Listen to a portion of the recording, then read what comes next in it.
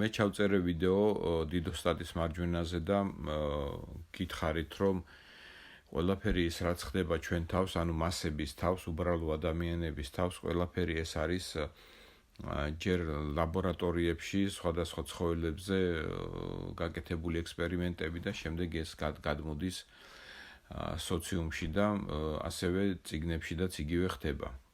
მე მინდა გაგახსენოთ ყველასათვის ცნობილი ნაწარმოები სამი მუშკეტერი, სადაც სამშობლოს ღალატი არის კარგად შენიღბული რაღაც რომანტიზმით, რაინდული ქცევებით თუ გმირობებით, მაგრამ სინამდვილეში ისეთი უარყოფითი პერსონაჟი, როგორც არის იქ კარდინალი რიშელიე, არის საფრანგეთის პატრიოტი, ამავე დროს იგივე მუშკეტერები და თვით დედოფალიც კი ღალატობს საფრანგეთს ინგლისის სასარგებლოდ და ის ფაქტი, რომ მოსახლეობამ ასე კარგად მიიღო ეს ნაწარმოები, საშუალებას აძლევს მანიპულატორს ითამაშოს მასებზე. აი ასე რომანტიზმით და სიყვარულობანას თამაშით შეიძლება შეინიღბოს სამშობლოს ღალატიც.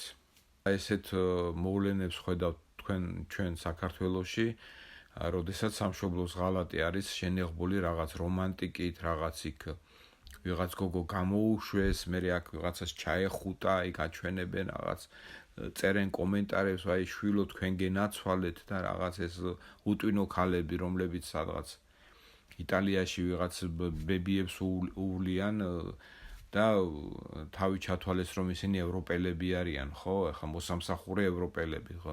მე ეგეთი საქართველო არ მინდა, მე არავის მოსამსახურე საქართველო არ მინდა. ჩვენ არ გვიბრძოლია რუსეთის და კრემლის წინააღმდეგ იმისათვის, რომ ეხლა იქიდან ბრიუსელმა რეკომენდაციები გამოუშვას, რომლებიც უნდა შეასრულო აუცილებლად, ხო? ანუ სიტყვა, ესე იგი, უკაზი და პრიკაზი ჩაანაცვლეს რეკომენდაციით გოიმებისთვის, რომ ვითომ ეხლა რეკომენდაციას გვაძლევენ, მაგრამ მოდი თუ ბიჭი ხარ და არ შეასრულო ის რეკომენდაცია. ხო და აი მასია საქმე რა, რომ თქვენ უნდა რო კითხულობთ წიგნებს, ხო, მაშინაც თქვი.